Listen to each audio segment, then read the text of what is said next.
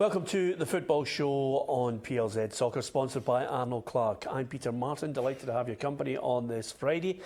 With us on the programme tonight, Barry Ferguson, joined by Val Dunican. Ruffy has brought Val's jumper with him, just in case you've mistaken him on the show. And possibly that could be the only laugh we're going to have on tonight's programme due to what's been happening over the last 24 hours.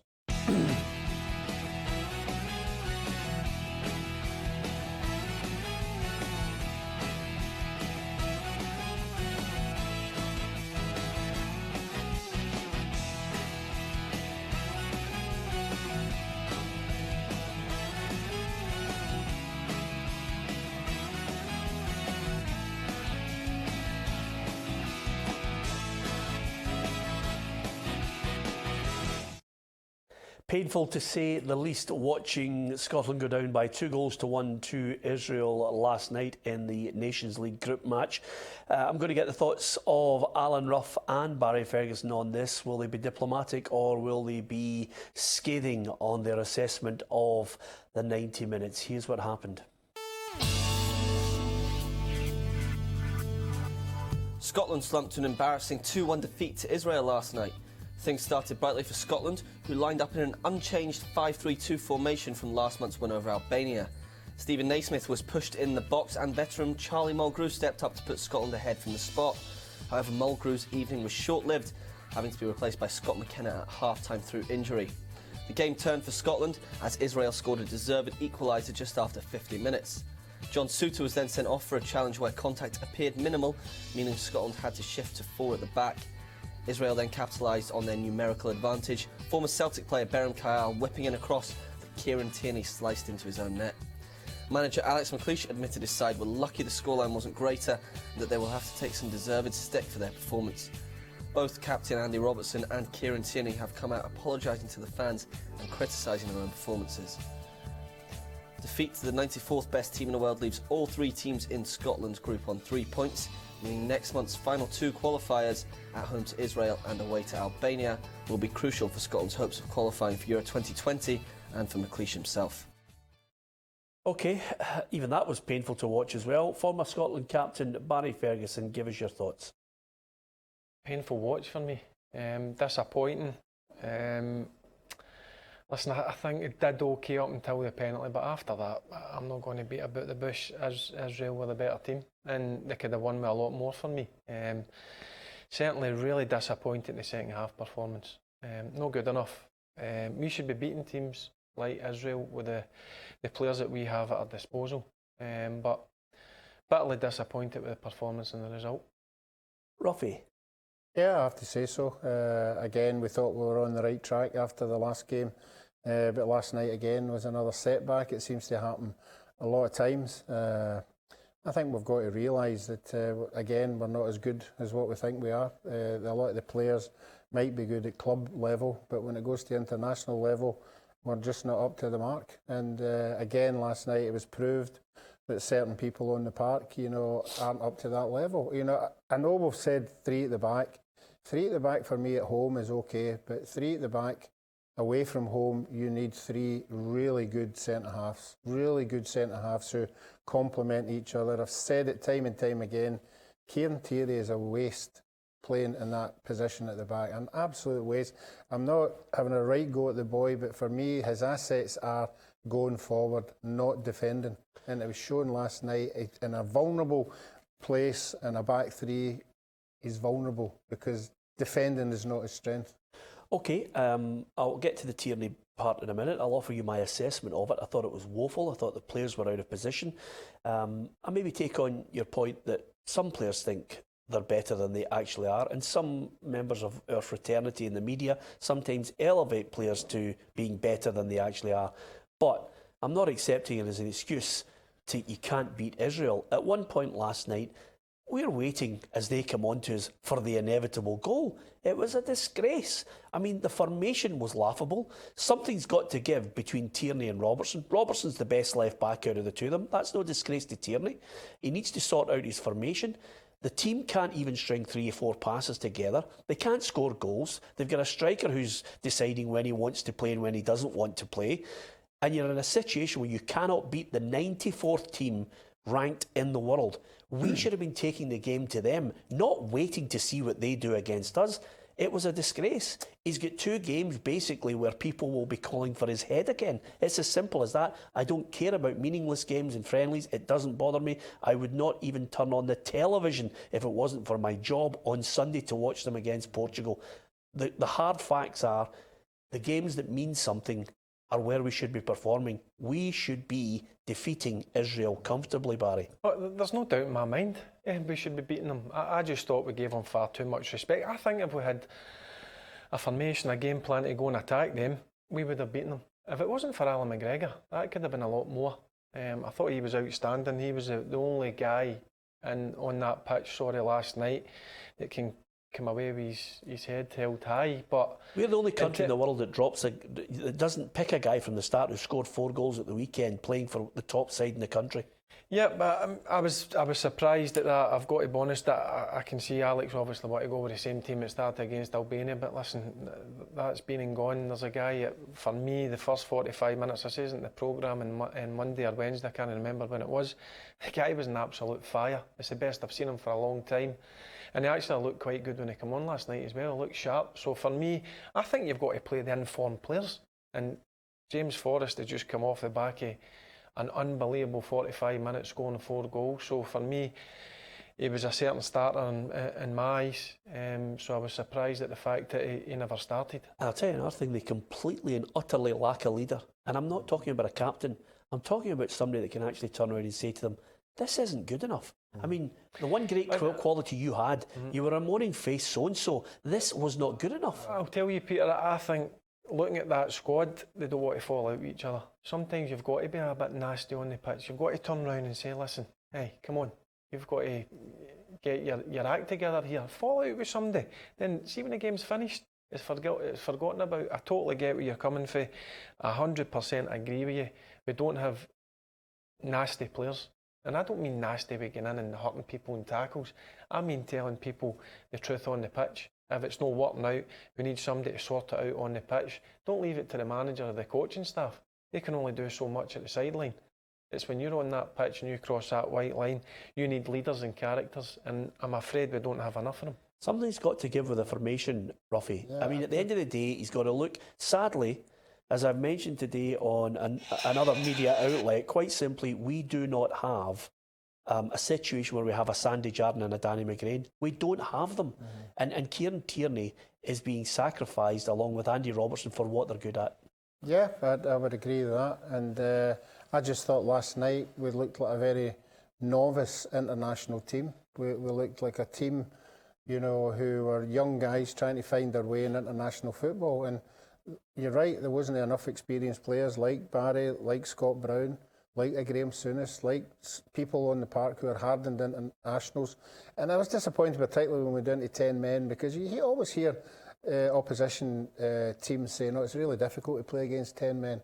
It didn't look very difficult to get by our 10 men. It looked even worse. But if you go down to 10 men, you have to set your stall out to be hard to beat and have banks in front to support each other.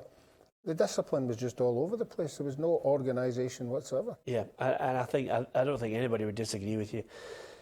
Alan McGregor was the only man to get past marks. He made save after save. It could have been 3-4 against Israel. Then Alec really would have been under pressure. I think he's got to take the bull by the horns. It's Israel and Albania. Go out and attack them at home. And in Albania, he has to look for 2 strikers or look for a positive attacking midfield. Kevin McDonald did nothing last night that suggested to me that he can open up a defence.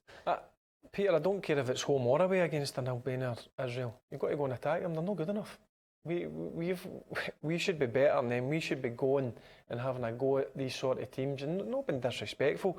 Yes, okay, they might have some half-decent players, but come on, if we can't beat teams like Israel, we've got a problem. So we need to sort it out quickly, and we need to get a formation that suits it. Look, I thought it worked pretty well against Albania, but let's be honest, Albania are not a top team.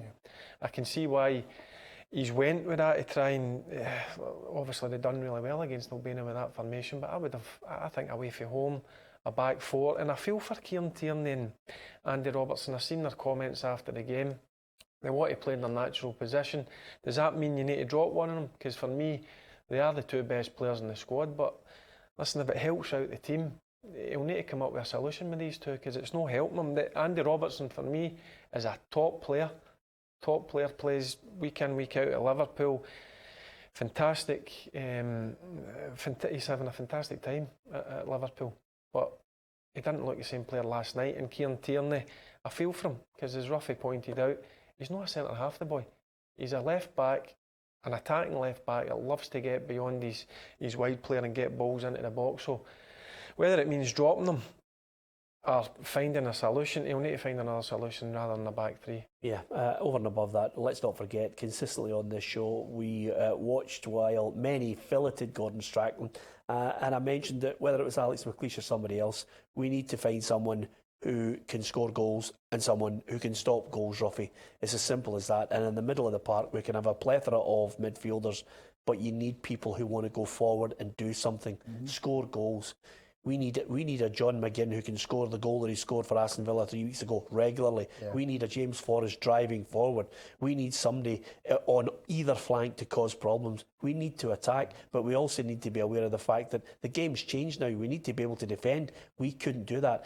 They hit the post, Ruffy, and they missed from 5 yards out. The boy hit the bar. Can you imagine that was a better striker? Yeah, but plus Alan McGregor saves as well. You know, it was just... The whole thing was disappointing. It's disappointing for me because we don't seem to have the ability to open up teams. I mean, even if you look at the Albanian game, the 2 goals were a mistake for their goalkeeper and an own goal. Because Naismith's header wasn't going in the goal, it hit till it hit. So we are not opening up teams, we're not scoring goals for open play, so that must be a problem as well. Yeah, absolutely. Okay, if you think we're angry, I caught up with a member of the Tartan Army. Ross Coates was watching the game, and first of all I asked him about his thoughts on the game and whether he thought we could still qualify from this group. In terms of the Nations League, I'm still confident that we can top the group. I think after topping the group and going into the playoff, I think that's when it gets difficult. Could play the likes of, I believe, Hungary, and there's another few good teams that we could potentially play. So I wouldn't say I was confident with qualifying from the Nations League, but I think we will still top the group. I can't see us, the way we played last night, getting anything against Albania away. If anything, maybe we can maybe get a point, but I can't see us beating them. I think we'll beat Israel at home. We're quite strong at handing, but at the end of the day, we should be doing better than that. And teams like Israel, who are way below us in the rankings, that haven't really won a game in 8 or 9 games, I believe, and we couldn't beat them away from home was disappointing. The one thing that was sticking in my mind, Ross, was, of course, goal scorers. We have them in short supply. Lee Griffiths, we all know what happened over the week in the build-up to the Israel game. What did you make of that whole situation? The Griffiths situation is more a tricky one. I guess there's more to it than has been reported in the press. It's kind of no secret that he isn't full fitness at the moment. It's disappointing that he has pulled out of the game. I felt he should have started in the last couple of games, which he never. So yeah, I would certainly pick him again. I guess it's something that McLeish and Lee Griffiths has to speak about and see what the future that he holds for the national team. But he's definitely an asset to have in there, and we would definitely have him in any squad if he's fit. Yep, we've got a lack of options at times, and we have to look towards every player that's available. Thanks to Ross Coates, one of the Scotland fans, just as disappointed as we were on the evidence of last night. Now on to more to do with the SFA, this time on the debacle, which is, of course, the Scottish Football Hall of Fame. I have to say, Ruffy, by some twist of fate, I couldn't make it to that actual voting panel. But I've heard some panel members suggesting that the SFA basically have released a statement on, it's a statement issued on behalf of the Scottish Football Hall of Fame. Let's be clear on this one, but it's off the back of the SFA. One of the board members says he wouldn't be going to this event with Gascoigne inducted into the Hall of Fame. The statement says, further to consultation with the Chair and members of the Scottish Football Hall of Fame Committee, due to a number of factors including ongoing inquiries and concerns over the state of Paul's health, it has been decided to withdraw the nomination of Paul Gascoigne at this time from this year's nomination process. Now, I'm sorry, but, you know, and I'm treading carefully here, but that's a bit of spin on a situation which has been handled very badly indeed. I think it makes us, again, a laughingstock. The fact that a board member says that he doesn't like the fact that Paul Gascoigne is being inducted into the Hall of Fame for various misdemeanours off the field, he's perfectly right to state some of the things that Paul obviously has got himself into, things that are unsavoury, that people abhor. But, quite simply, there should have been a more extensive discussion on the basis that they must have known, and I've been in this situation with previous managers or players, must have known that there would have been flack towards Paul Gascoigne. But to do this U-turn, and one of the Hall of Fame committee has said that he could still be nominated next year. Now, for me, that's a fudge. This is handled badly. Yeah, it's shocking. I've already stated my case in the whole thing, and it was nothing to do with Paul's state of mind or whatever. I was under the impression that he was back to normal, and he was doing dinners and things like that, and it shouldn't be voted on whatever somebody's health is or the past or anything like that. You have to, you know, vote it. You've told us what the voting rights are, you know, and it's all about the football aspect. It shouldn't be about what's outside of football, and it's really sad, really, that they've come out with that statement, because the statement, for me, is not a good thing for Paul Gascoigne. Yeah, well, I think the other aspect of this, and this is my only defence of it, I'm not condoning Paul Gascoigne's actions over the last 20 or so years. None of it whatsoever am I condoning, because quite simply, I think a lot of people looked on with sadness, disgust, as well as another emotion when you hear the road that Paul has taken. But on countless occasions I've said, if you are voting and the criteria is the contribution to Scottish football on the park, if you're starting to take in everything off the park, then I think a number of people that might have been in the Hall of Fame might have actually, you know, you might have had to have had a second look at them and said, hey, hand the trophy back, you shouldn't be in either. Yep, I totally agree with you. I thought about that when, obviously, it came out yesterday about what was happening with Paul Gascoigne. What I don't get, it took 9 days, I think 9 days since he got voted in. It took 9 days for them to come to this decision. Look, Gaza was one of my heroes. Obviously, he's been through a lot of tough times over the past few years, but for me, he's getting through that time. He's getting better. He's recovering a lot better. I've seen him at a couple of events of late, and he's looked a better person.